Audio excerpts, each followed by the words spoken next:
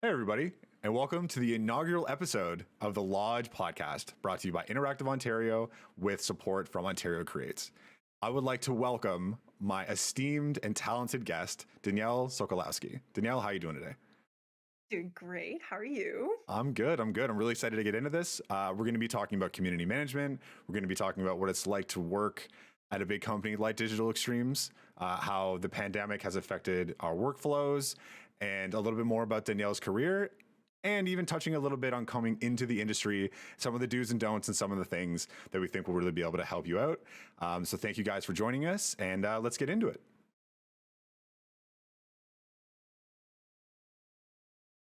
Danielle, I have a question for you. Yes. So you started at Digital Extremes in 2015. What Yes. brought you there? What is one of your favorite things about working on a project as big as Warframe? And what's it like to be working in London, Ontario? Okay, so what brought me there? I was in my third year of university at Western in London, Ontario. And I went to my internship coordinator and I was like, listen, all I want to do is play video games, but like also work in video games.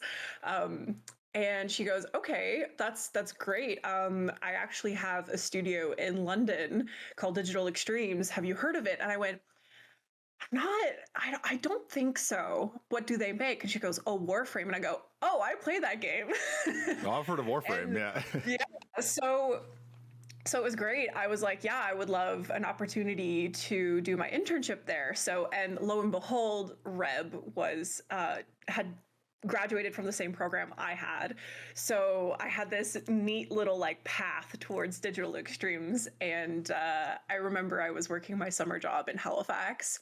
I worked as an IT professional for seniors in like a very like small little part of Nova Scotia. And I did my interview there while I was working with Reb, or not with Reb, but working there at the time. And I remember she asked me what my favorite Warframe was, and I said Saren, of course. And then she said, okay, great. It was like maybe like a 15-minute interview. And she's like, okay, great. When can you come in to start? And I was just like so ecstatic. And really from there, that's how it happened. And then they liked me enough to hire me full time after I graduated.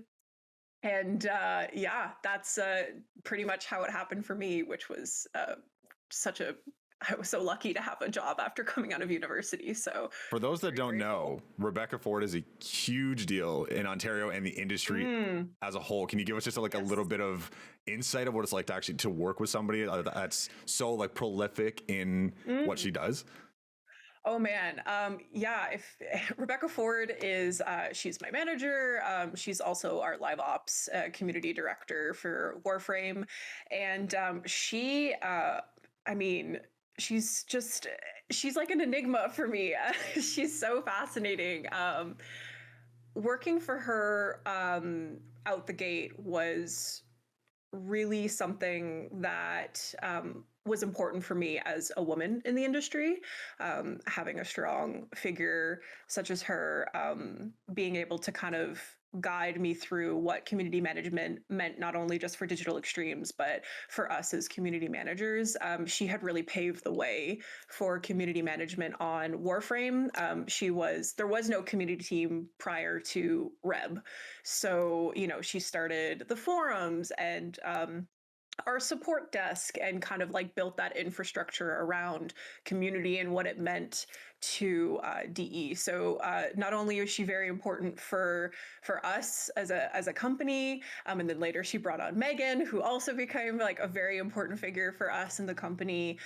Both of those duo together kind of set the stage for what community management meant for us in the landscape of the industry and ultimately how important it became in maintaining a game of service such as Warframe. That's awesome. Yeah, because like for me at least, like first hearing about Digital Extremes and Warframe and all that stuff was actually a couple years before I started at Interactive Ontario, and it was, of course, most people was No Clip.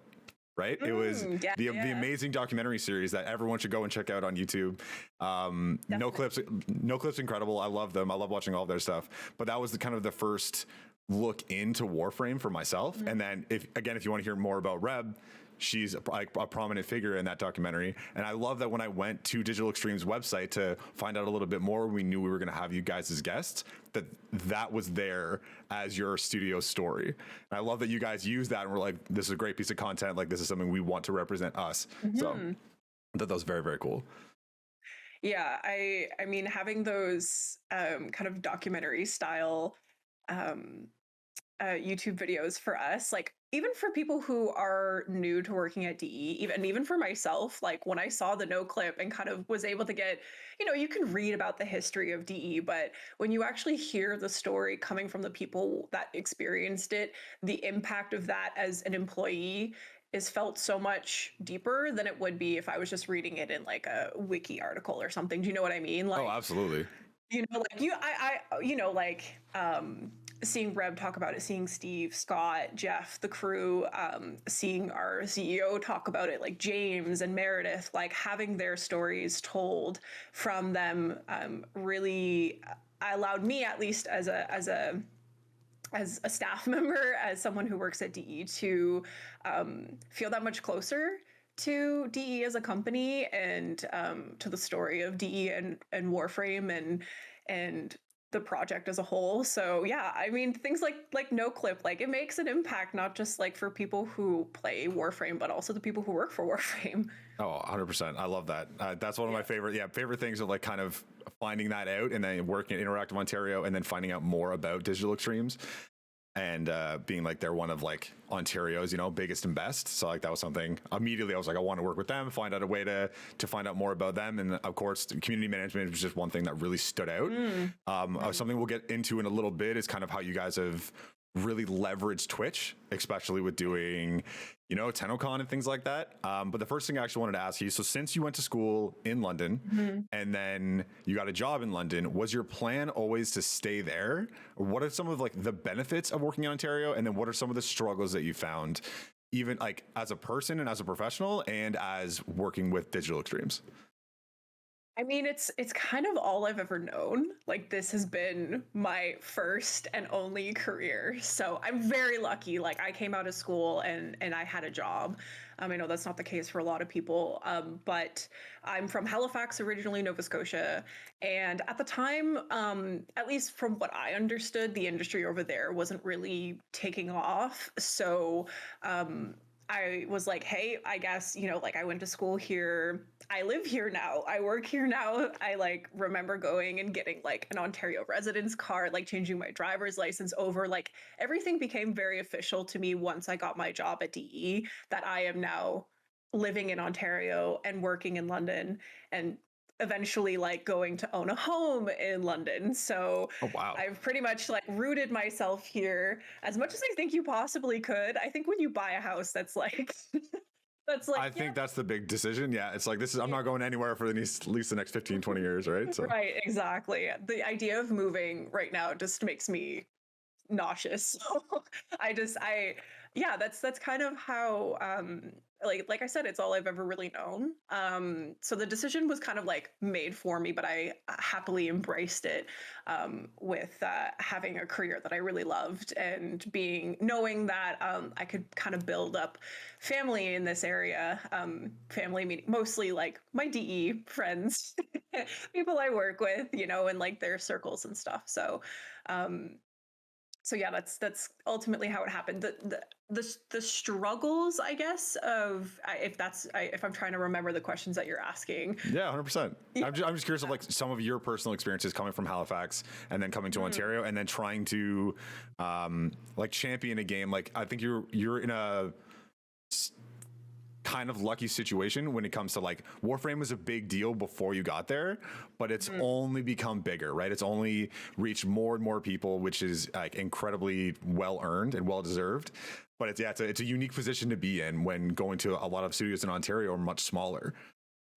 Right. So like I think you were kind of not set up to succeed, but you were kind of put in a position where you were able to like fully commit to the position and fully commit to the job and just do your best. Yeah, there was already even like in my internship, because like when you're in your internship period, you're doing a lot of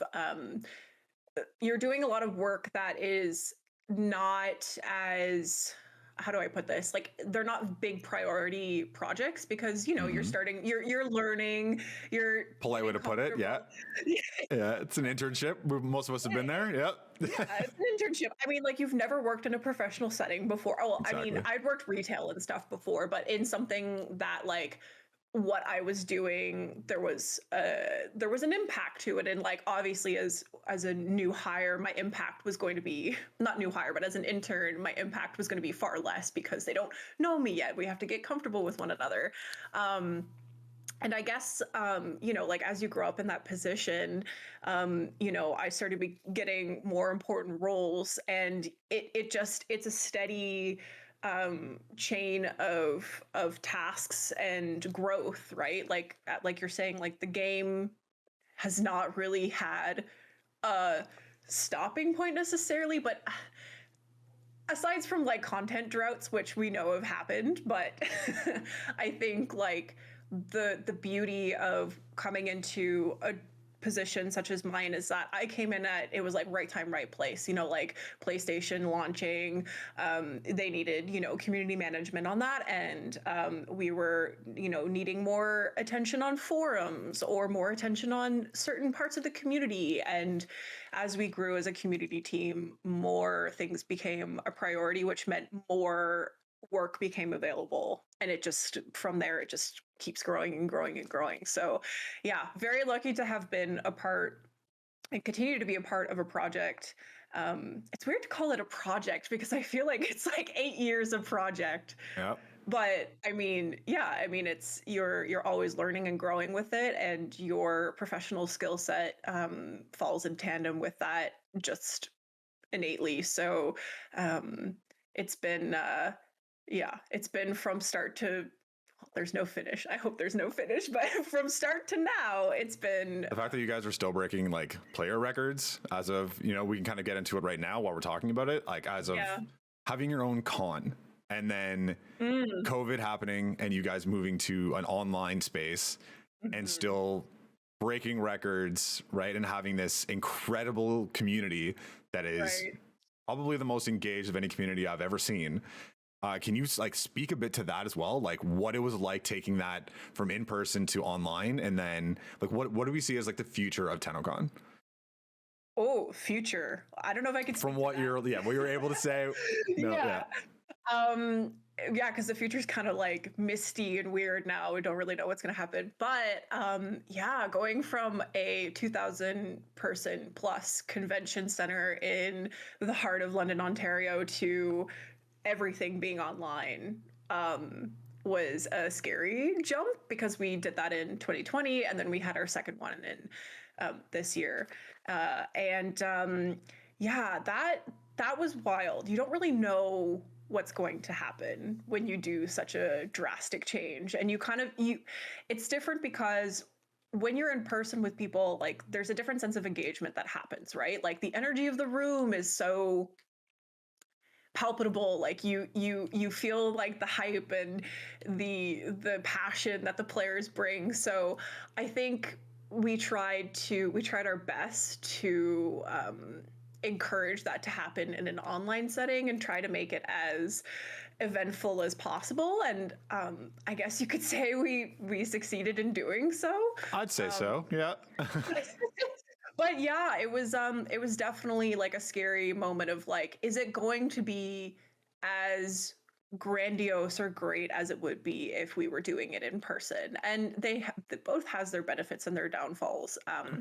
But from this year specifically, because we had the framework from last year, we were a lot more confident going into it, and we felt that we could really take it the extra mile in terms of like tech support. And even though we prepared for those things, like you said, we broke some of our records, and we actually broke the game at some point, or we overloaded our servers. So, you know, preparation can only take you so far. But like, you brought it up. It's like a good problem to have, right? Yeah, absolutely. We resolved it. Like, well, we make up for things, right? You know, if things it didn't work while we were live. We were still able to showcase it by doing kind of like a roundabout way. Salute to Megan and Steve, who were like off screen frantically trying to like, figure things out. But the things the community will never get to see. Some of the best content. It's like, well, now it's live, like you're seeing how the sausage is made, or like 100%. How the sausage comes unraveled, I guess, when you're not planning it to. But but yeah, no, the online conventions are kind of a wild one, because I was actually in Halifax when we did this year's convention. So I was just sitting in my parents' house watching the stream go on, and it's just kind of an odd feeling, because you're like, you see the excitement, and then you're just realizing that you're sitting there alone. Like, this is like one of the biggest days, and like, in Warframe's development, and like in sharing what's coming up next with Warframe, and you are sitting at home, and it's exciting. But yeah, there's definitely that FOMO feeling, I think, that we missed being in person. I think players felt that too, but maybe speaking in future terms, like at some point, maybe we'll find ourselves back at the London Convention Center or somewhere else where we can, enjoy having our players again in person, and getting to meet with them and share those things with them in front of a live audience, which, was definitely something that was missed. But still, I feel like we regardless of that, it was a very successful Tennocon. So I'd say so. But I think it's also one of those things too, that a lot of studios that have learned, which again we'll get into in a moment, but like more of the remote work, and kind of a lot of studios are actually thriving in that situation. But I feel like the way you guys were able to kind of leverage and capitalize on Twitch, and kind of really make a huge deal out of Tennocon 2020 and 2021, that like coming up, I feel like you would have those two things kind of integrated with each other, right? Like you would do the in-person, but like the amount of people worldwide you can reach, and the hype and the excitement and the releasing and the announcing new content and things like that. Right. So I think it's taught a lot of people that you can kind of focus on both. There's a way to kind of capitalize on both people that are in person and the online community at large. So. Yeah, of course. Yeah, I mean, we can only fit 2,000 people in the convention center, so we can't and these are 2,000 people that come from all over the world. Like, I remember meeting people from South Korea and from New Zealand, and all just like some of the most surreal places that I never could imagine that they're landing in London, Ontario, of all places. So, and I guess to give context for people who may not be familiar with what Tennocon is, it's a convention that we have for Warframe that started 6 years ago, and we hosted it in London, Ontario for the first time. And it's a yearly, I was going to say get together, but it's a little bit more extravagant than that. But it's a way for us to celebrate our players, and give them a space to meet each other, and enjoy what Warframe is, and learn what Warframe will become in future years. So it's a really, really fun time. And then what an accomplishment. How many games have a con?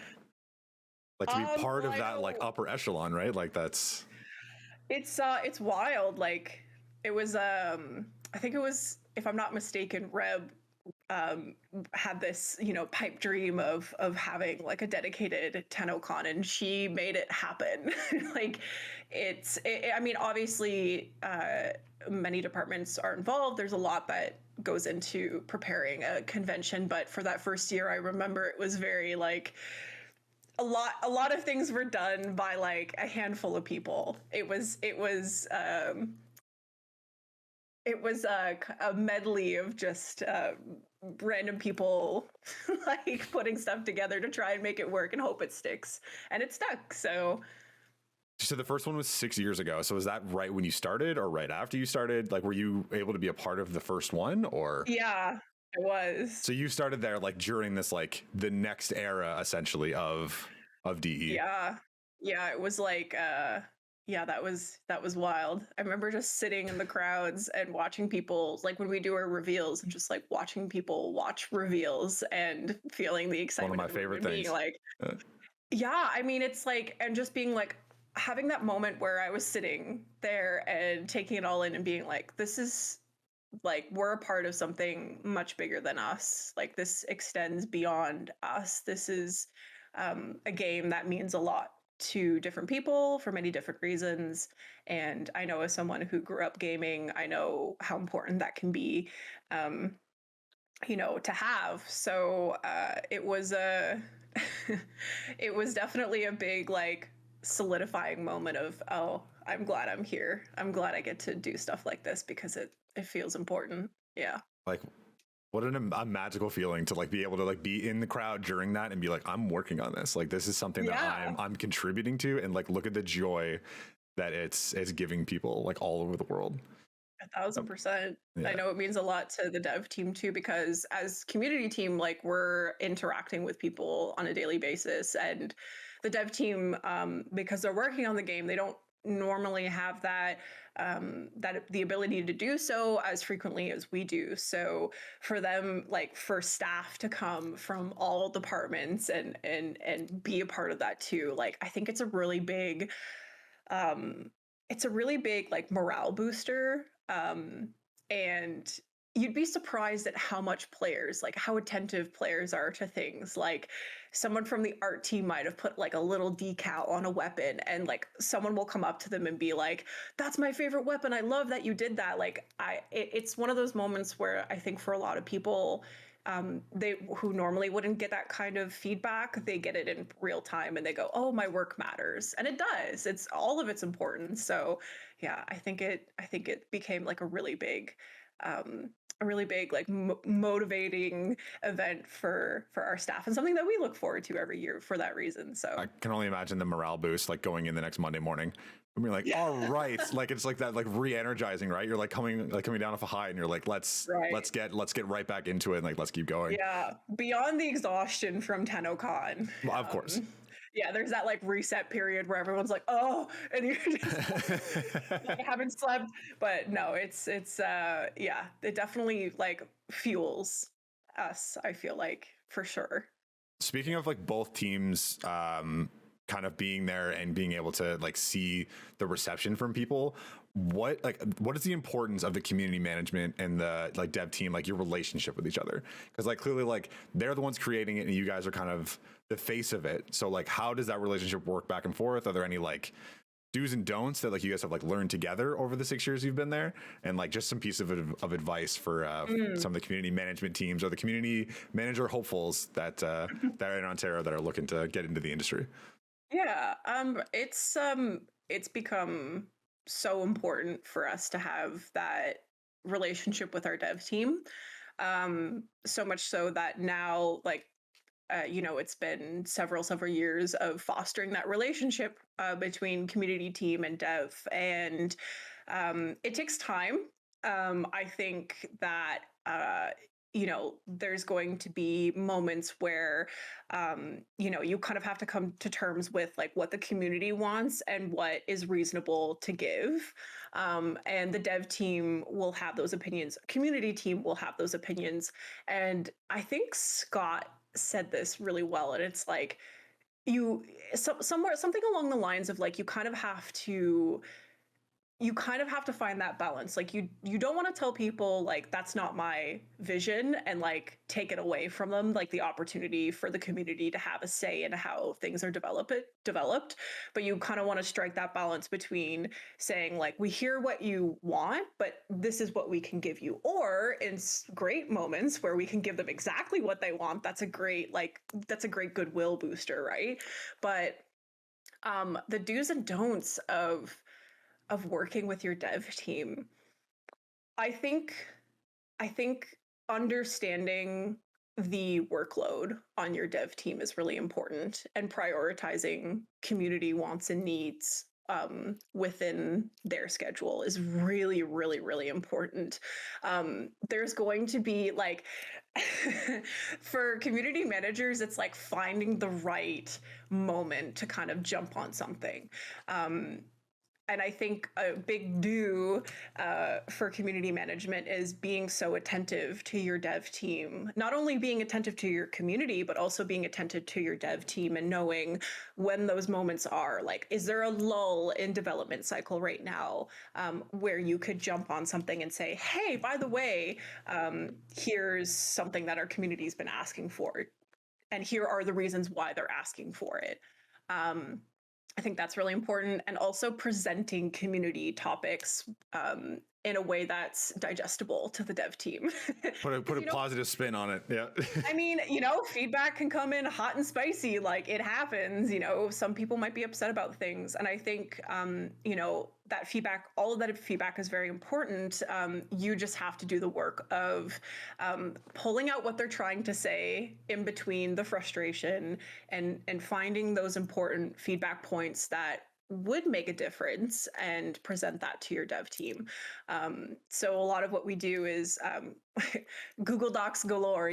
Like we're in Twitter, we're in Twitch, we're reading the forums, we're reading feedback, we're in Reddit, and we're pulling all that information together in a digestible, like point-based kind of a bullet point list, so that the dev team can take a look at it and go, okay, this is what they want. Let's see what we can work with. So kind of separating those like wants and needs, like for like hot fixes and things like that. It's like, these are the things that we need to work on now. And then these are the things, the nice to haves, right? Would definitely be like the last thing coming in and being like, sure, we would love to be able to make that or fix that, but it's like, that's not the priority, right? Like, yeah. And I think something that, I think something that's great out of those, something that's great that comes out of those interactions with your dev team is that when you present that information to them, they, if they're, at least in our experience and my experience, they'll come back and give you the reasons why something might not work the way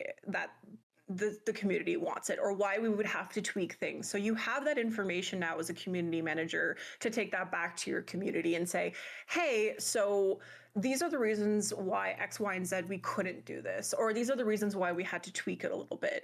So that knowledge goes a long way, because I think as a community manager, more than anything, just communicating changes isn't enough. Like in patch notes, explaining changes kind of takes it that extra mile. Like, what is the dev mentality behind these things?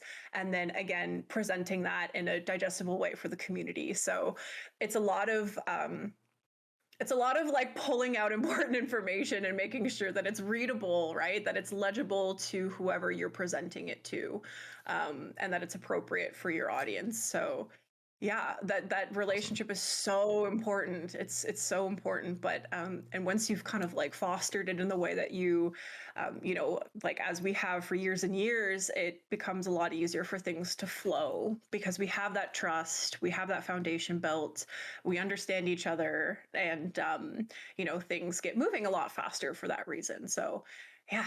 I think that's like a key part too, that you constantly see. Like anytime I've talked to anyone about community management, like a lot of the things that get brought up is like the culture of the studio is like such an important part of it, because it does exactly, it like fosters that like open dialogue and like relationship where it's we're kind of in the trenches together, right? Rather than like I have a lot of experience in like the restaurant industry, and I always think of like front of house and back of house, and like that relationship and how important that is, and how like we're supposed to be doing this together rather than against each other, because if we're against each other, then the customer is the one being punished for it, right? And then your community is the one who's losing out if your dialogue isn't together and your teamwork isn't taken care of, right? So like I think that's always the analogy I was going back to, is like, let's just work together. Like, we don't understand all of your struggles and you don't understand all of our struggles, but like we don't need to. As long as we have that open dialogue and conversation, then we can kind of come together, figure out a plan, and move forward.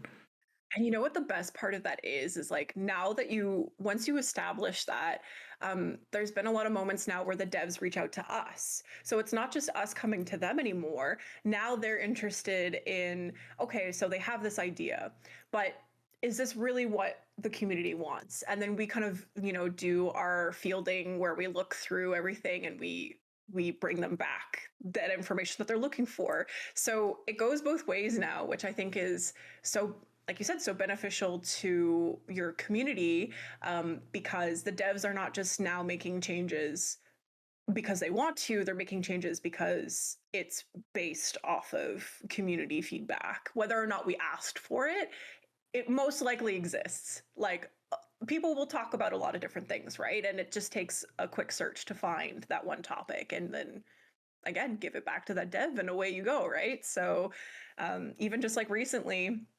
there was a UI dev sent me a question being like, hey, so the decorating on controllers, how is that? Like, how are the bindings? And I'm like, you know what? I'll go look and see like if what people are talking about. And we have this like great community of dojo decorators. Dojos are hubs where your clan is, which of course is like an organized group of players. And we added all these cool like decos that you can like fill up your dojo with. And people do these like crazy structures, and they're building like castles and dragons. So we have this like really great community of like dojo experts that are very familiar with the controls that we could speak to. So Helen, who coordinates with them, was like, hey, do you guys have any feedback for controller bindings? And so we were able to send that back over to that dev so we could work with what we gave them. So that's awesome. It's pretty great. Yeah, it works out really, really well. Some of the strategies, like when you first came on board, and obviously like, you know, like you were saying, like when Reb started, she's the one who started launching all the forums and doing even like the dev diaries and stuff like that, which are all really fun to go back and like watch some of the older ones just to see like everyone kind of like in the lounge area, and then like it slowly becomes bigger and bigger, like kind of in tandem with Warframe, like as a product. But like, what are some of the strategies that you were taught and kind of learned when you got there, and like what has changed? Like what have you guys kind of like altered? If you know what I mean, like what are some of like the messaging points that you were kind of taught when you first started, and then like what is something that you guys have been like, okay, like we're gonna do away with that, and we're gonna move forward with this new thing? That's an interesting question. You have to like give me a moment to like put myself in 2015 Danielle's shoes. Coming in as an intern right at university, yeah. Bright-eyed, you know, like so excited to be in the video games. Gonna play games all day. Yeah, it's gonna be so fun. Hang out on Twitter, and it's like, no.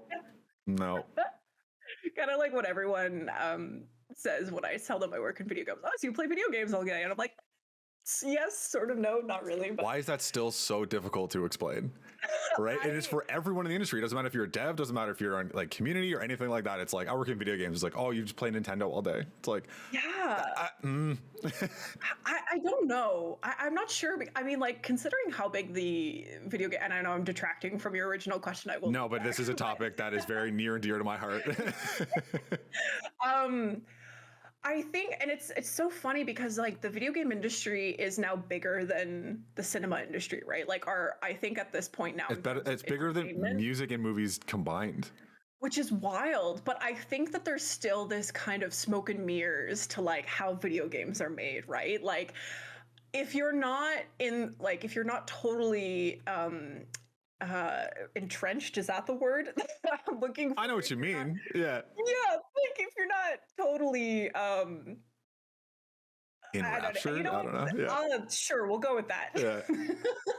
If you're not like so deep in video game culture, I guess I think it's kind of hard for people to kind of conceptualize what making a video game is all about. And it's not just about making the video game. It's like it's funny because studios are just like any other business, right? Like we have an IT department, we have an HR department, we have like, you know, office managers, like we have the works of a normal office life, but it almost feels like it's this like weird ghost that's like making video games. Like people are like, they just show up.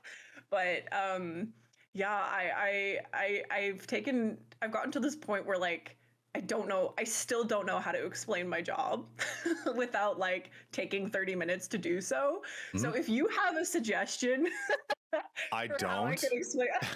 I've tried. Like I'm lucky that like my closest circle like are either very into gaming or at least like are on the fringe of it and like have a significant other that's a big gamer, things like that. So it's not that difficult for me to explain.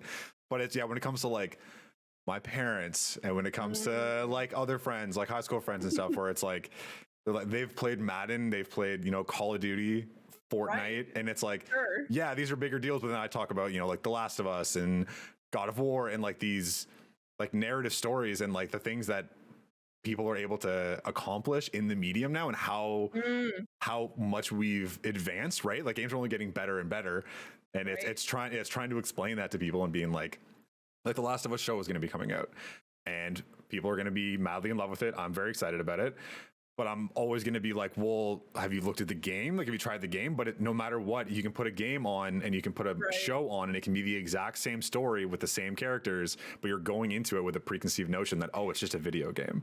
Right. And it's hard to pull away from that.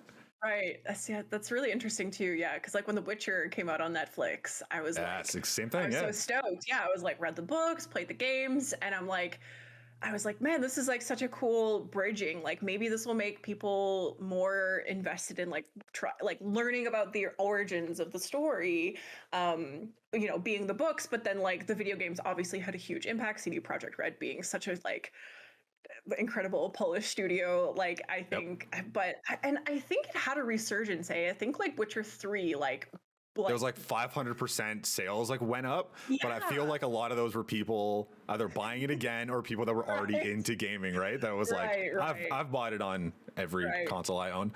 Not gonna lie about that, but I mean, if any of your viewers have suggestions for how I could explain my job, I'd appreciate it. But please do let us know. I think it's just I think the wonderful thing about that is just how layered community management is, and that's why I have such a hard time explaining it to people, because it's almost like I start talking about one thing, but then I realize I have to start talking about this other thing to make sense of this one thing I'm trying to make sense of. So it's like, community managers wear so many different hats that you can't really, like, community management as a title is very simple, but the kind of iceberg that lives underneath it is much more complex and detailed in terms of like what you actually do as a career in the industry. You kind of need to know like what's going on in like every part of the company for the most part. Like, of course, there are certain things behind the scenes that you don't need to know every single thing about.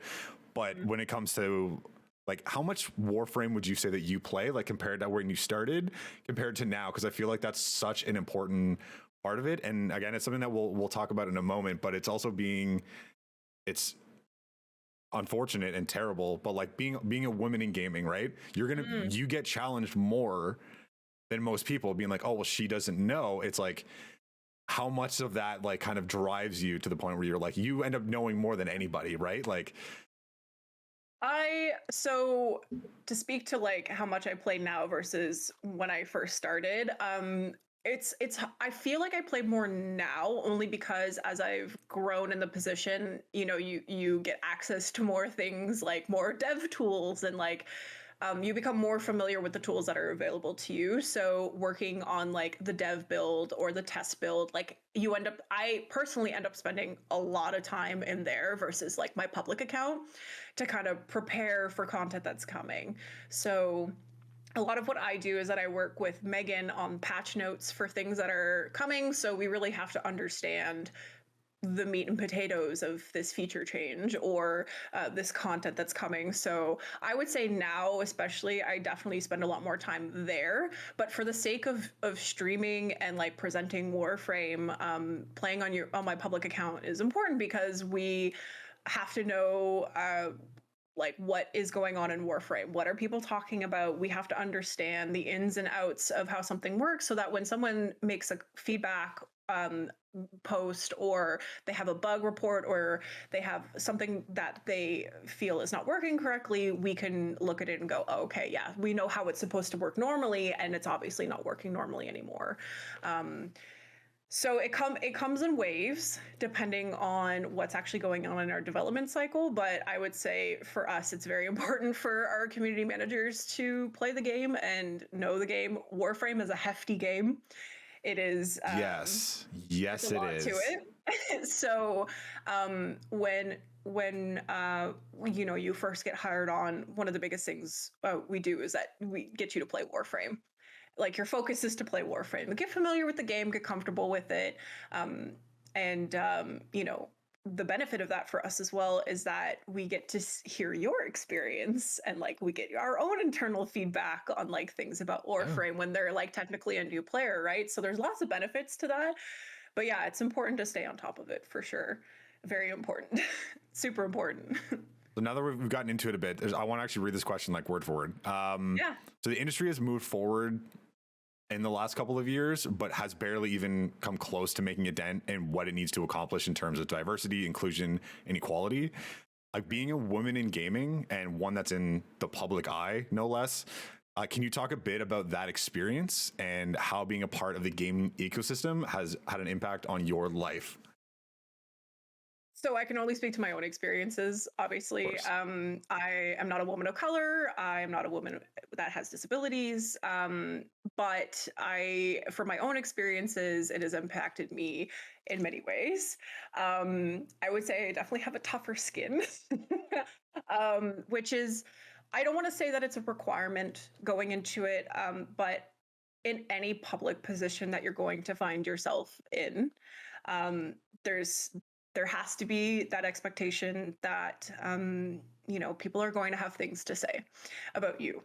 And I think for me it's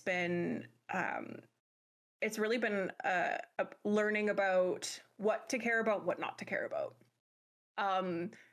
Me being a woman plays no impact to like what we do in the game. Do you know what I mean? Like it has an impact in terms of like community management, and I'm very glad that we have a lot of like women leaders at DE, whether they're on camera or off camera. I think that has its own impact in its own right. But the fact that I'm a woman, it shouldn't deter away from like things that we're doing. Do you know what I mean? So it's really been about like learning how to prioritize what kind of information is important to pull, whether it's like comments about, and I grew up with this, like playing competitive games.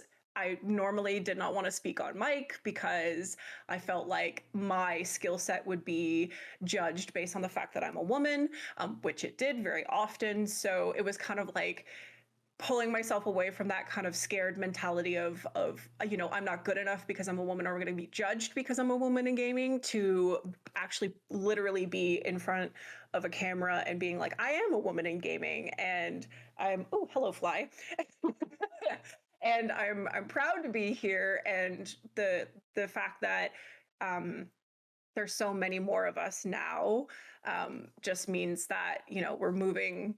It's a slow build, but like we're getting to the point where having that kind of representation, especially hopefully having more representation with women of color, like that plays such an important role in having representation within the industry, right? Like me, when I was a kid, seeing like FG, I can't remember pronouncing her, Shocks from League of Legends, like she was like a shoutcaster. You know what I mean? Like I was a big League of Legends player back in the day, and seeing her like front and center on the stage in like a very, at the time, what I thought was very male dominated, I was like, holy shit, like she can do that and stand in front of millions of people.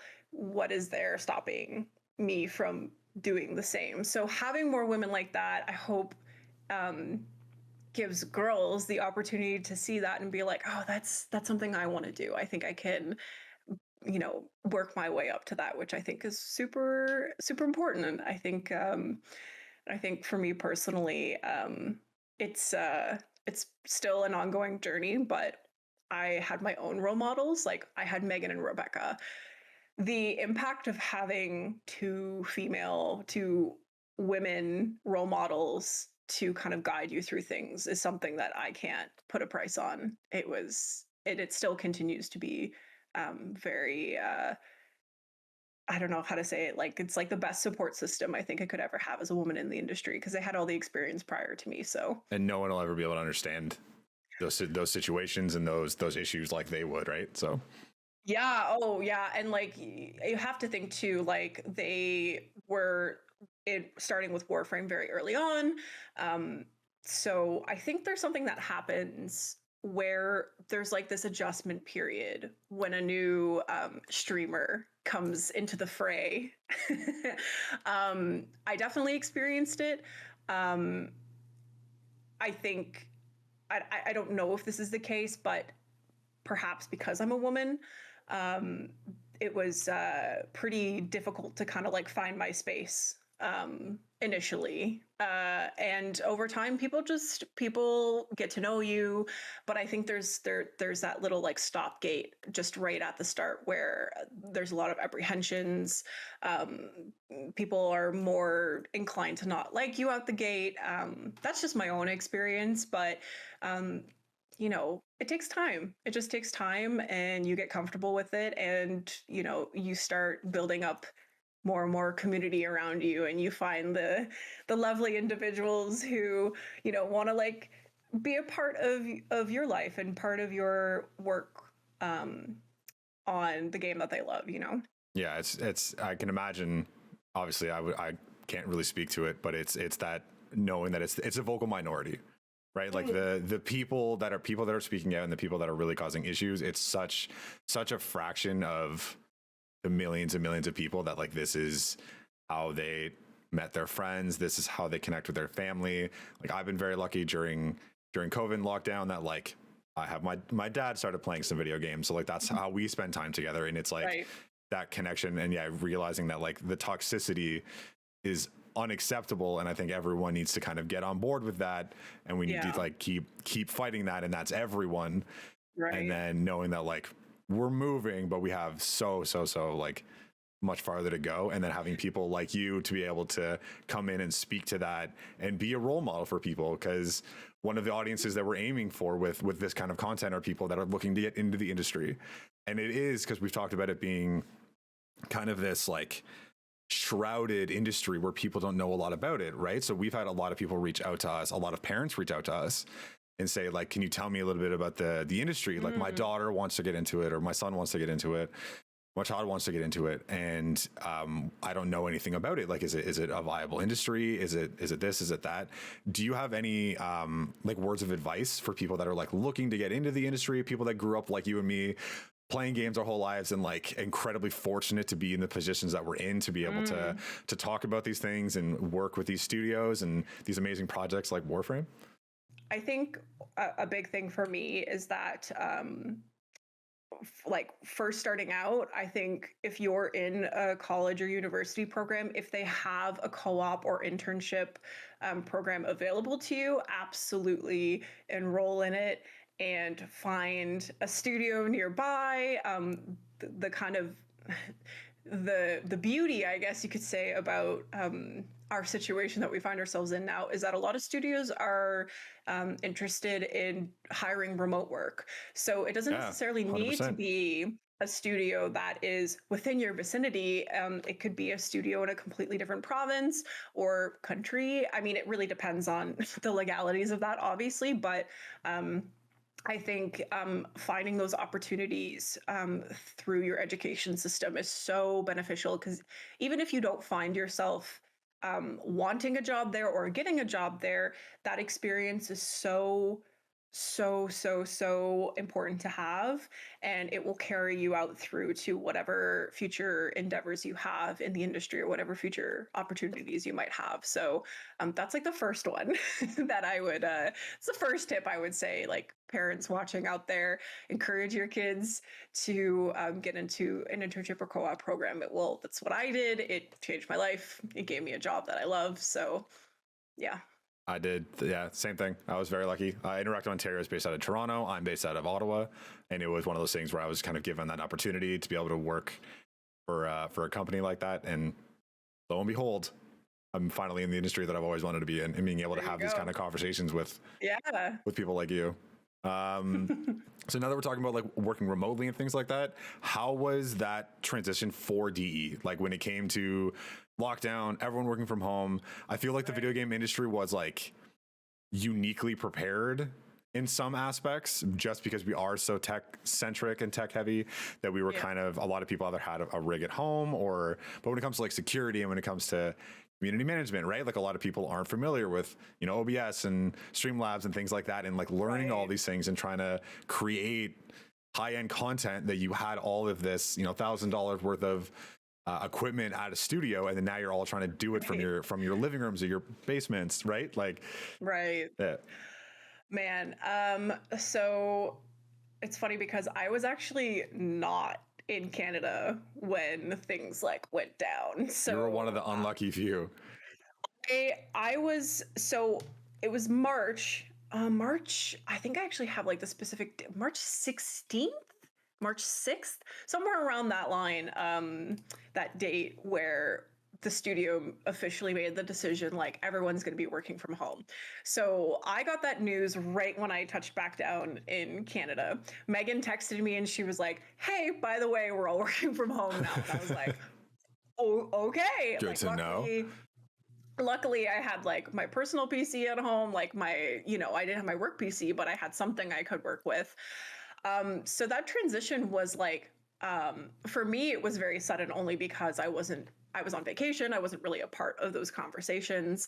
But I think it was really sudden for a lot of people, rightfully so. And hats off to our IT team because they had to basically build infrastructure that could support almost 300 people working from home safely. Not that, but like we also had to, get our equipment. Some people don't have like PCs at home. It's just the reality for some people, or at least PCs that could support the work that they're doing, right? So then there came like the big slew of like people coming into the office, and you have to do it safely because obviously COVID's at its peak at this point, and everyone's very scared. Collecting your equipment, bringing it home, setting it up. Some people didn't even have desks to properly set the stuff up. So a lot of like, no one predicted these things would happen, but it was a lot of growing pains. Some people just aren't not just like physically equipped to deal with working from home, but also mentally equipped to deal with working from home. Like I don't have a family, like I don't have kids, I don't have little ones running around and being kids and having that like at home distractions, So I think for a lot of people, it was like it was very difficult. So much respect for the parents that dealt with that. I'm the same way. I don't have kids or anything. And it's the whole time I'm like, I don't even know how you guys are just absolute rock stars. Like they don't get the credit they deserve for trying to multitask like that. We have a dog running around and it's like, that's like, that's nothing, right? It's nothing.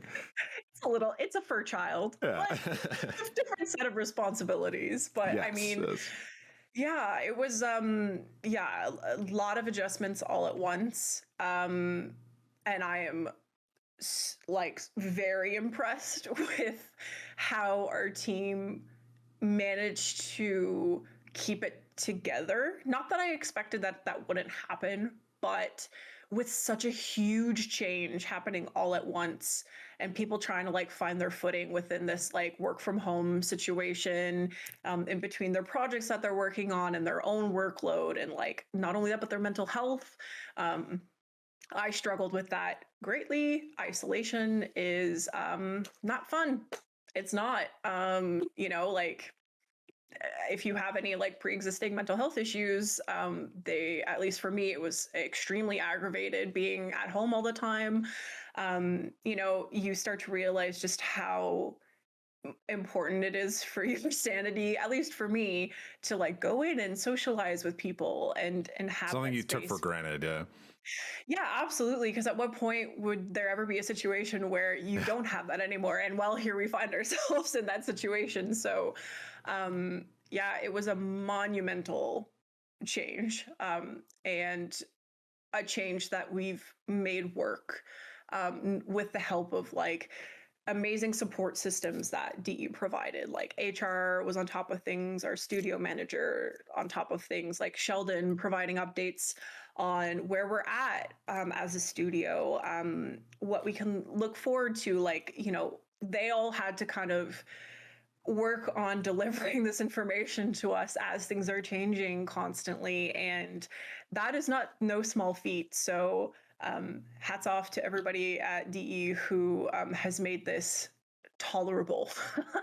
like but it's like anything else, it's like you get used to it, you know, like this is my new normal. It's a new normal for a lot of people. I know some people still don't like it, but it's the reality, and luckily we have a job. That's the one thing I'm very grateful for. I could be in an industry where this isn't the case, so I take what I have and I appreciate it, and whatever happens next, I leave it in the hands of the people who know best. So, yeah, I couldn't it's been agree an interesting. more. It's been an interesting time for sure. I honestly couldn't agree more with that. Like that was like what I was saying before about like the video game industry kind of being like uniquely situated for it is like so many industries have struggled. So many industries have struggled to, you know, get back some of the employees that they had. And like you see like the restaurant industry and like hospitality, like the struggles that they're going through. And we are incredibly blessed and incredibly lucky that it is a challenging job, and there are like many hurdles to jump, but it's like for me, again, being at IO is that we were already remote.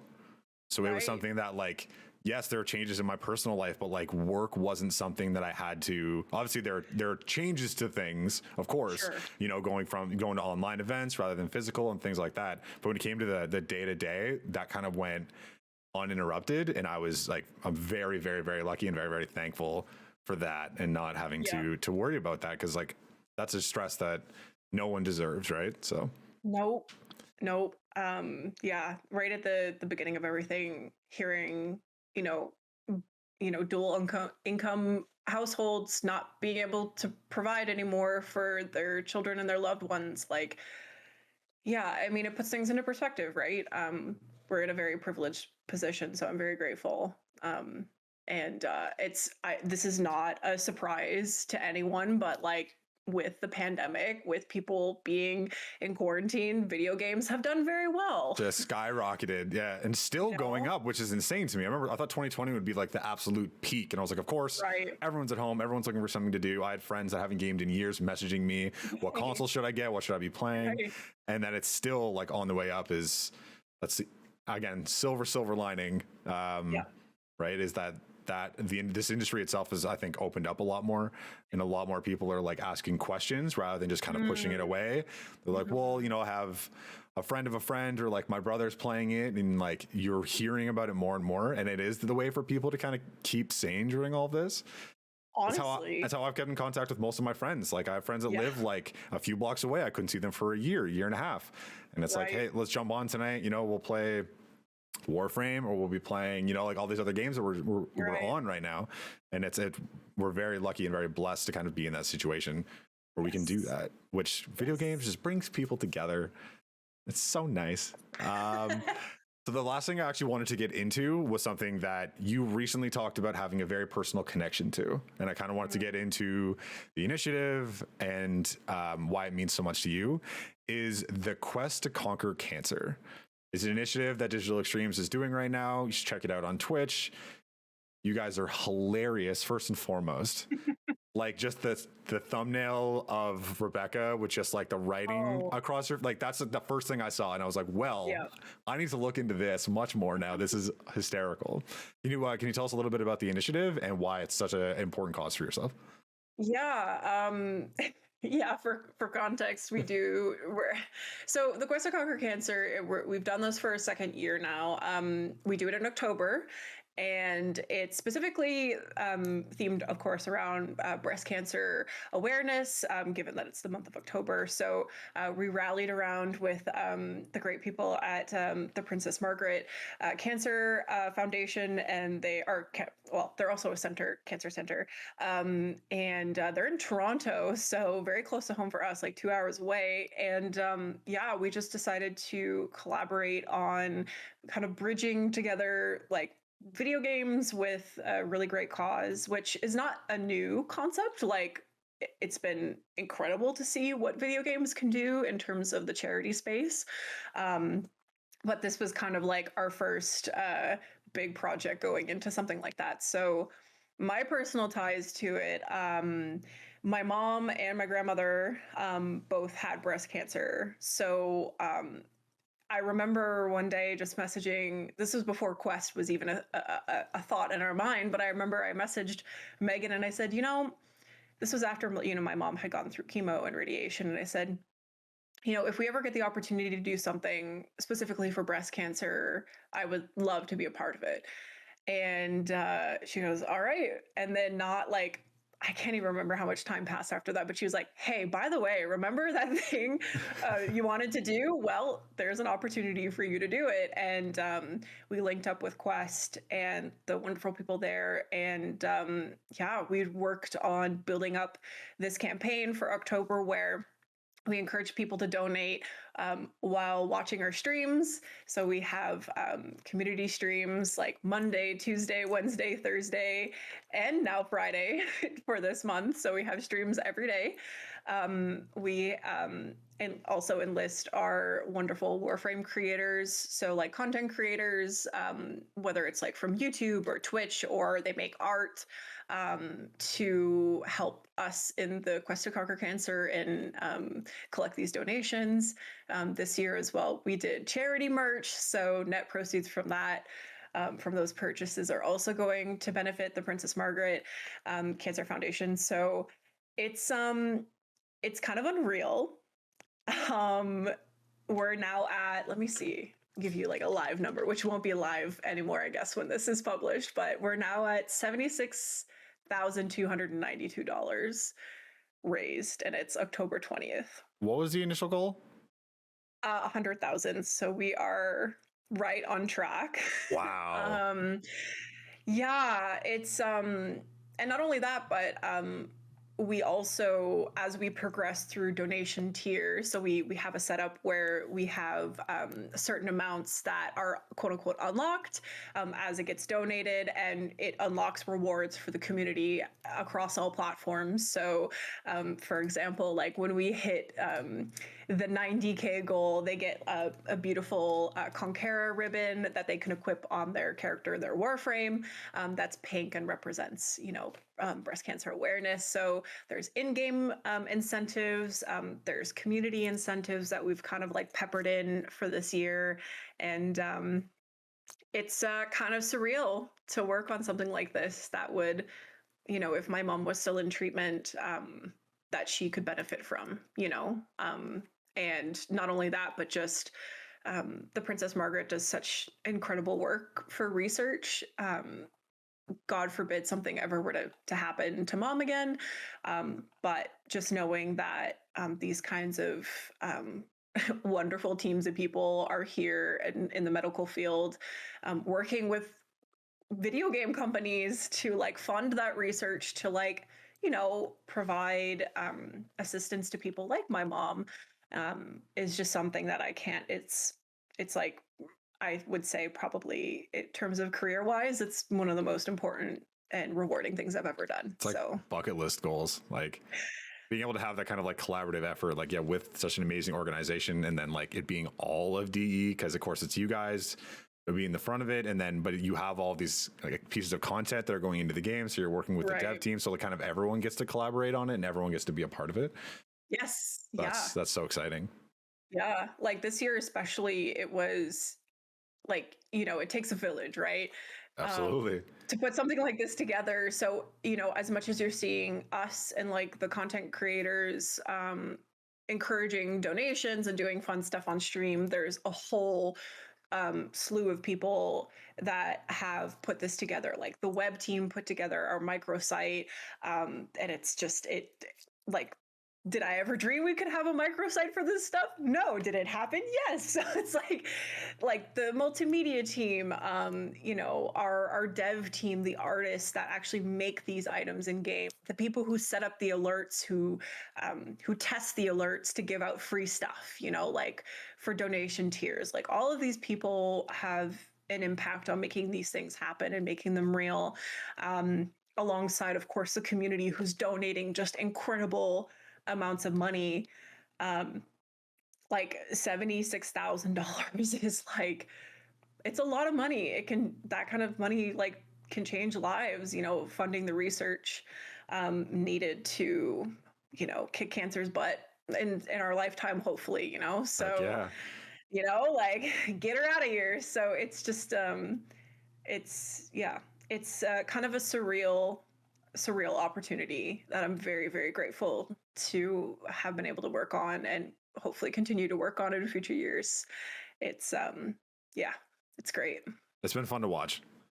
Like, yeah, It's chaotic. it is. It is chaos, and it's fun to see Yeah. the community engage like that. Like being able to use things like Twitch and being able to Yeah. have all of those events live, and then as you guys are doing all these different goals, that you are able to like kind of like mess with each other. And for people that are really invested in that community, they've obviously they grow attached to the product themselves, but they also, it feels like they kind of have that connection with you all. So it's being able to kind of have that back and forth. Like it's the same reason why I think people watch, certain podcasts and certain people watch certain content. It's like it's not just about the product themselves. Like I'm a big fan of like Easy Allies. So like I watch the podcast, but like it's also watching their streams. It's like it's being able to kind of have that like connection to people, Right. and kind of see them go through things like that. Some of the stuff that you guys have done to each other is just been hilarious to watch, and it's for like the worthiest of causes. It's also just like it's just so fun for us. Like it's like it's that one part of your job where you're like, I get to, we get to plan really fun incentives, like on stream incentives, like Megan and Rebecca playing like mega Jenga on stream, like stuff Yeah. like that. Saw that clip there. Where, where it's like, it's super fun to do, super fun to put together, and then you just see like people interacting with that and donating and sharing their stories, and it's like you're so happy and joyful to be doing this. And then there's obviously that part where it's like you empathize with people, especially myself, having had family members with cancer. Both of my grandparents on my mother's side, they both passed of cancer. Like it's something that's in my family, unfortunately, and hearing other people's stories and sharing that, like, as much as we're having fun, it's a very real thing. And within the gaming space, like at the end of the day, we're all here because we love Warframe, but we're also all human and we all have shared experiences. And while all of those experiences are different depending on what your situation is, it's something that we can rally around together to benefit others, right? So it's our community is very grateful to have such a wonderful community that is willing to participate in our silliness, but also to do good, So one of the things I actually wanted to touch on was going to be DE's influence in the London, Ontario ecosystem as a whole. I know there's like a few other studios there and more are joining, but the Toronto kind of being like the mecca for especially indie studios in Ontario. But now we're seeing this kind of this surgence in London, and I think DE has a big part of that. Can you speak to that a little bit? Yeah. Warframe being where it's at now, it's been in development. Well, we've been developing it, not in development, for 8 years. I think that having a studio like ours in a city like London kind of I feel like it puts London on the map in terms of within the like video game industry space, which, if you look at when we're doing things like conventions, bringing in people from like around the world to London, Ontario, which is a place that I feel like most people don't know exists until they're like, oh, I guess I'm going to a convention in London, Ontario. Like it has its like secondary benefits. Not only are people coming to like celebrate the game, but I feel like, London is getting the benefit of having all these new people come in for tourism purposes. Like usually there's events going on when we have our conventions. And not only that, but I think having DE there also, puts other studios that are in London on the map as well. Like we have so many great studios and gaming companies in London that like, you'd be surprised at the amount, like Big Blue Bubble, Big Viking Gaming, Tiny Titan Studios, like all of those guys are inherently a part of London's ecosystem as well. So, which is like quite beneficial for us because as we like look towards mobile gaming, which we announced this year at Tennocon, like there's a lot for us to learn about like the mobile gaming space as well. So it goes hand in hand, like, learning from those guys, or even like Yukon, which we hired someone recently on our community team, like from a mobile gaming standpoint, like having that knowledge about the industry outside of like your own space is so important. So yeah, it's kind of like we go hand in hand, right? London kind of has provided us this space where we can do that and interact with you know different studios, make things happen. And IO has like a pretty personal connection with London because we do most of the studios you've mentioned are in fact members. So it's something that like we feel very close to as well. And just being able to kind of see that surge. And like you said with mobile, that was my first thought when you guys announced all the new updates coming up and like the mobile version coming up, which I don't think you can speak to, but if you want to, feel free. But yeah, it's one of those things that I saw and I was like, well, it's going to be interesting to kind of see that correlation. But I love hearing that you have like actually directly reached out and like even hired people like specifically for that, because you have a different community manager based on platforms, right? Mhm. Which one do you Yes. fall under? I'm under PlayStation specifically. Megan does Xbox, and recently Marcus has taken on Nintendo Switch. Helen used to be on that, but she's doing her master's. She's being, she's doing great things, working part time for us now. But Marcus has taken that over full time. So, obviously, as we looked at developing mobile, we were thinking, obviously there's going to be a space required for that in terms of community management. So it only made sense to hire someone that had actually had experience in the mobile gaming space, because it's an area that we're not familiar with. So that's the great thing about, like having IO, like having these resources available to make connections, which are so important. I think another big thing in community management is not just understanding the industry or like your competitors, but um, being friendly with them, like goes so far. Um, there's been so many moments where I know like we've reached out to other studios when we've been in situations where like we don't know what to do. Um, can you help us? Like that has been astronomically beneficial for us.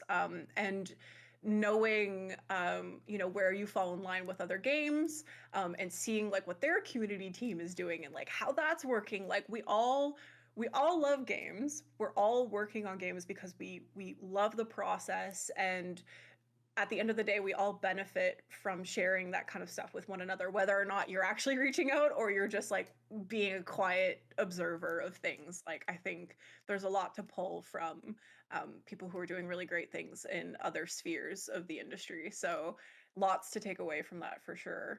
I think that kind of speaks to like the culture of DE, the fact that there's points where a company of that size can be like, we don't have the expertise for this particular thing. Let's reach out to friends. Let's reach out to people and to learn more, because you hear a ton of stories about studios that are like, oh, we'll just make it work. Or, oh, like a square peg in a round hole, like basically being like, oh, okay, we have someone that's doing it on PlayStation. Like, we'll have them do mobile as well. But it's being able to kind of see that from the top down and be like, no, we have this strategic plan. This has worked for us in the past. Now let's like reach out to other professionals that are perhaps a little more equipped to deal with something like this, and then basically get the best of the best. Yeah, I haven't personally, like I'm not on the mobile team. It's the only thing I can really say about it is that it's in development. You guys saw it during Tennocon. I don't know at which the extent we've reached out to other mobile gaming studios specifically, but I know that, in hiring someone who had worked specifically in the mobile sector, that has such a huge impact. Like having someone with that knowledge, there's always something new to learn, right? Whether you're learning it from other companies or whether you're like what we're doing is like where you're hiring someone who does know how this works. So yeah, it's interesting how, you know, like you keep adding platforms and it's all part of like growing together in the industry and like how the community team functions and like everything kind of has to shift internally, right? Like there's that moment where you're like, okay, this is a reality. Before we even like announce it to the public, we're like, this is a reality that's real to us, yet not yet to the public. But like, we have to prepare for what this will mean to us. And if we don't know what it's going to look like, find somebody who does, right? And we've kind of like used that forward thinking in addressing other issues or other endeavors, whether it's good or bad. Like there's always something to learn from other people's experiences. So there's a lot to benefit from there for sure. Yeah, I think that's huge, and that also kind of speaks to like the maturity of the like Ontario like video game slash IDM industry. That it's like there's a lot more of that collaborative effort that I think is can be lacking in certain places. And I think Ontario, we're still growing, but I think we're reaching that point of maturity where we're trying to those collaborations and even just being online and seeing studios that have similar products that are sharing each other's things and that aren't seeing each other as competition or seeing each other as companions and as like people to champion, right? And studios kind of like everyone is rising together, which I think is really exciting. And there's no malintent or there's nothing like that where it's like, oh, your game is like similar to mine, so like we again see it as direct competition. You're seeing it as just more games, just more fun, just more to learn from, and being able to see a game like similar to yours is like, oh, I really like what they did there. Like maybe, you know, like it's kind of taking and borrowing from each other, and it's like all as an industry, but being able to kind of like see that in Ontario and see some of those studios like build those relationships. And like that's one of the like the goals that we're trying to do here with the Lodge is kind of give them a place, right, where people can kind of go to and champion and, you know, share things and play things and like talk about a lot of their experiences and, you know, bring some of their ideas and kind of enrich the whole system, whether it's, you know, people that are looking to get into the industry, people that are like us that are, you know, like right in the middle, and then, you know, senior talent that have been around for 20, 30 years and the amount of like wisdom and things that they're able to share. I think kind of like everyone kind of pouring back into it, it like just does nothing but just like makes the industry grow and makes the industry just improve throughout. So and that's the beauty of it too. Like you're still in a competitive space, but I think if you're looking at it from a different angle where you're saying we're competitors, but you motivate me to do more. Like, you know, you have a launch happening here. Oh, interesting. Okay, so what are we gonna do? Like, there's like, it's not just it's collaborative, but I think at the same time you're like, oh man, these guys are doing really well. Like, what can we do? You know, like it's not like you said. It's not malicious at any point. It's really just the best kind of motivation because you're looking at you're looking at other studios going, wow, you guys are doing so great. What can we learn from this from you, and how do we interpret it and make something out of it that's applicable to our community? So it's twofold. There's really great things to pull from on either sides, like in terms of motivation and in terms of actually like, you know, taking from their experiences and making it your own, you know? Absolutely. And also one thing, like speaking on Tennocon, like for the environment as a whole, like of London, Ontario, like when you guys have that event, like is it something that you're noticing like in the community? Is it like even like the community of London, Ontario, or just having like 2,000 people from all over the world, like, you know, diehard fans of Warframe, like all kind of coming together? Like, how does it affect your relationship with the city? Oh man. My relationship with the city. Well, Tennocon, it makes everything that I see on a day-to-day basis come to life that much more, if that makes sense. Like Cosplay? it like breathes new life into the city for me specifically. Unfortunately, like there used to be a restaurant, the Fox and Fiddle, that like everyone would come to for like the after parties, and like it was always bustling when like, you know, unfortunately, they're not. They didn't survive Ah, COVID. Yeah, so we oh, just like learned about that like a couple months ago, and it was so heartbreaking because it's like it was like the hub. Like everyone would like go and meet for lunch, or like after Tennocon was done, we'd all get drinks, and like, and then we had like Sunfest. So there's like a weekend festival that would happen like right after Tennocon. So we would all go and like Reb would like play Magic with people, and like we'd all just sit and like, just mingle again with community members, and like, like creators and people who, this is like the one time we get to see them.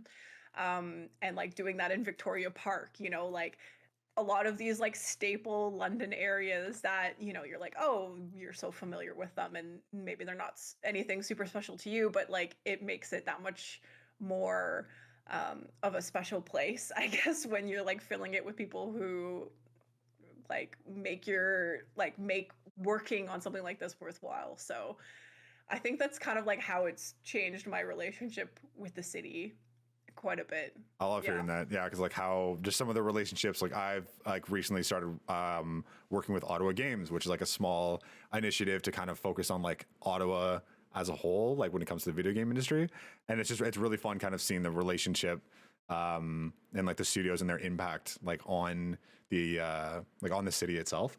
And like Hmm. London's always, like I've always wanted to go to Tennocon. Like I've played a bit of Warframe, but like the amount it's one of those games. Like I remember it being quoted in the No Clip documentary, saying some people feel like they're not smart enough to play this game because Right. you go to a couple of menus and you go, wow, like there's so much depth. There's so much to learn, and some people Yes. really bite into that and really say, okay, really envelop themselves and like lose themselves in it.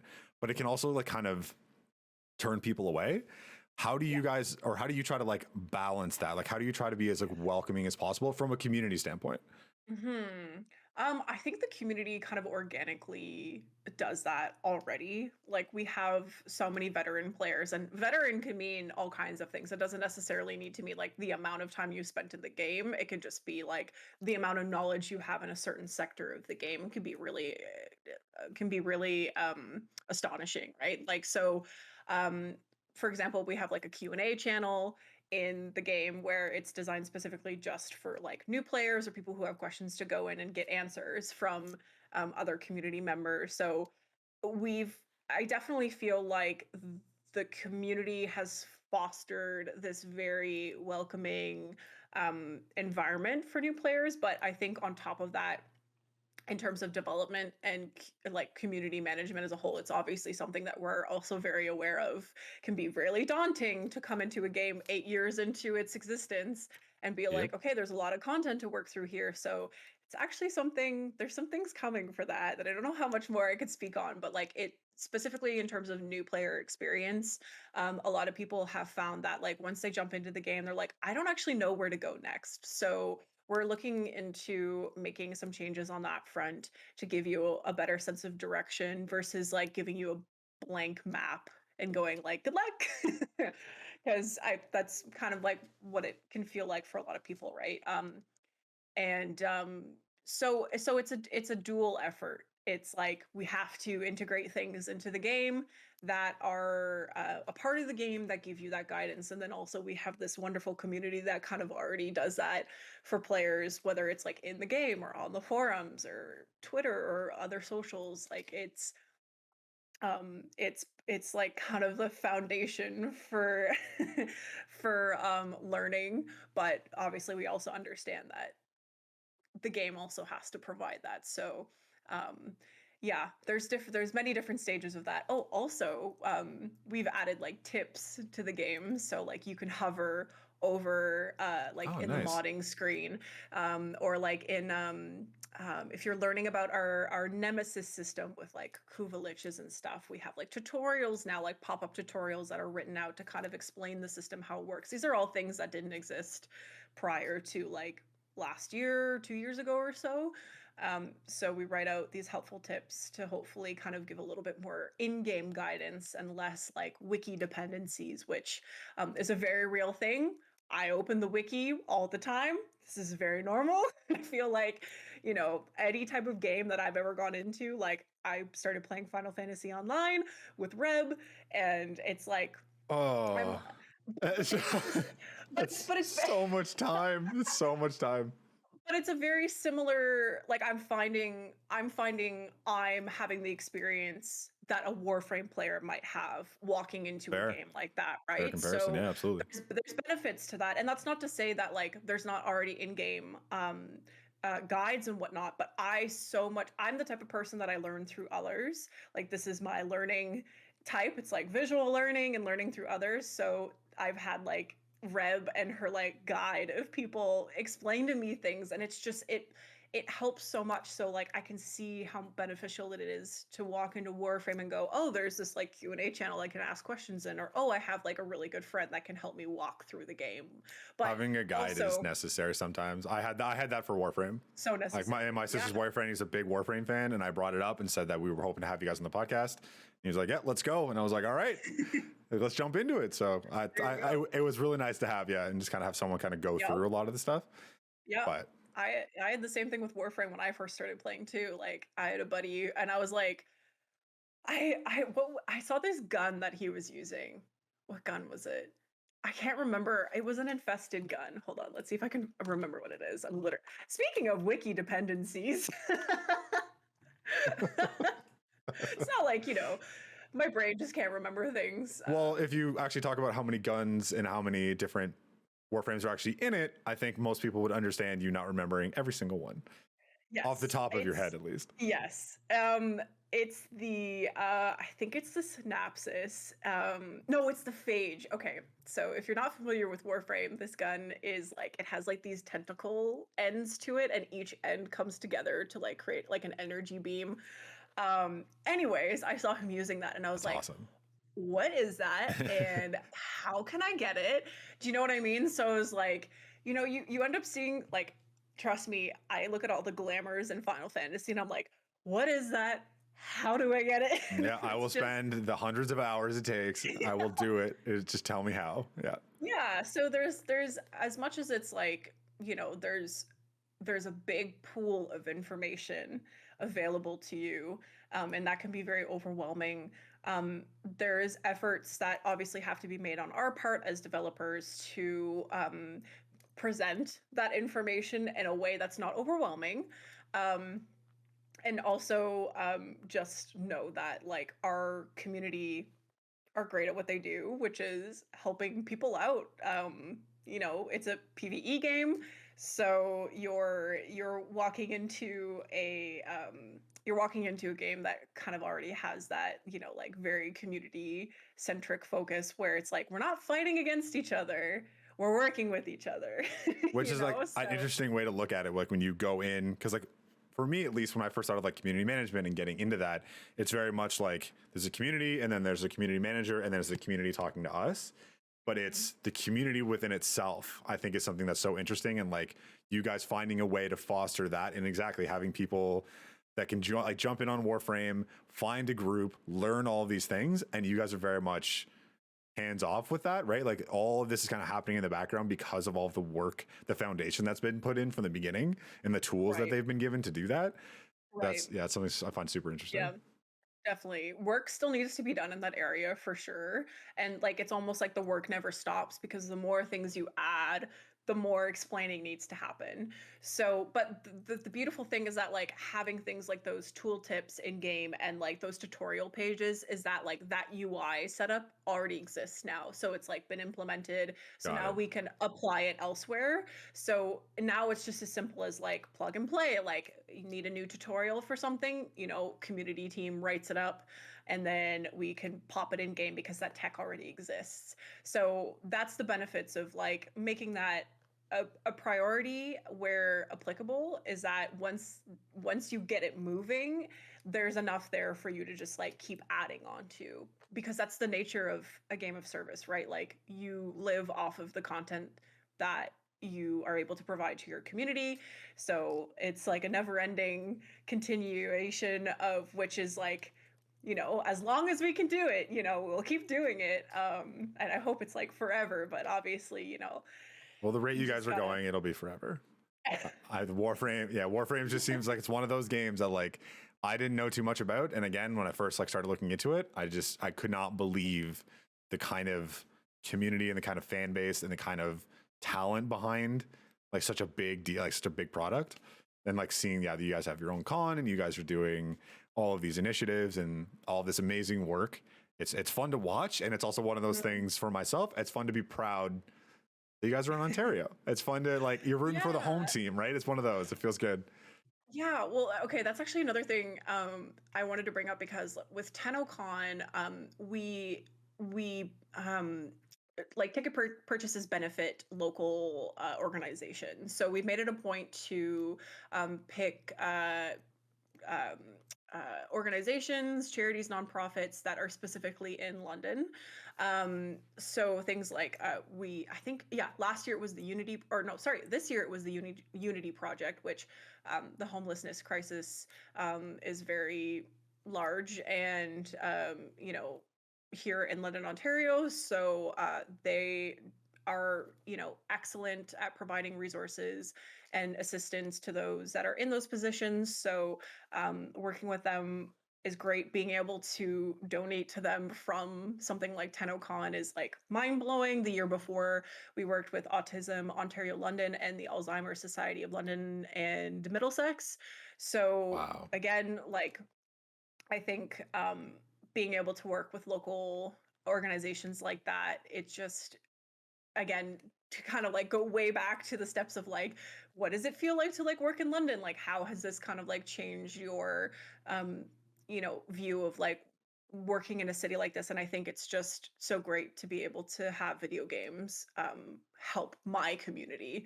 Do you know what I mean? Like where I live, I'm able to make some kind of an impact through Warframe, and like we're all able to do good for our home, like our city, where we live, where we work, to help the people that live here and who deserve assistance. And the Warframe community can make that happen. And it's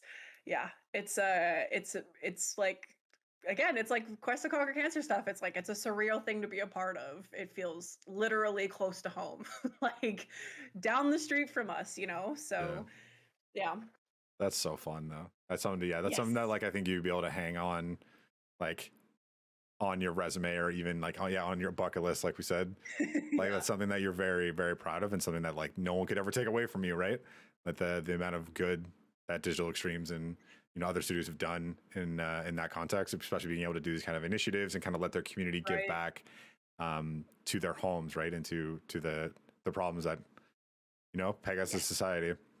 Yes, exactly. I think that'll about do it though for episode 1 of the Lodgge Podcast, brought to you by Interactive Ontario, supported by Ontario Creates. Thank you, Danielle, for being our first guest, and I would love to have you back. Hopefully you have a little more that you can talk about with Warframe. I know you guys have all this exciting news coming up. Yes. And I'm sure you're gonna have a bunch of places where you want to talk about that. We would be honored if the Lodge was one of those places where you would love to do that. So thank you everyone for joining us. Please leave me any comments or anyone that you want to see on next time, or any conversations or topics that you'd like us to dive into. Be happy to get to those. So it's been a pleasure, and take care. Bye.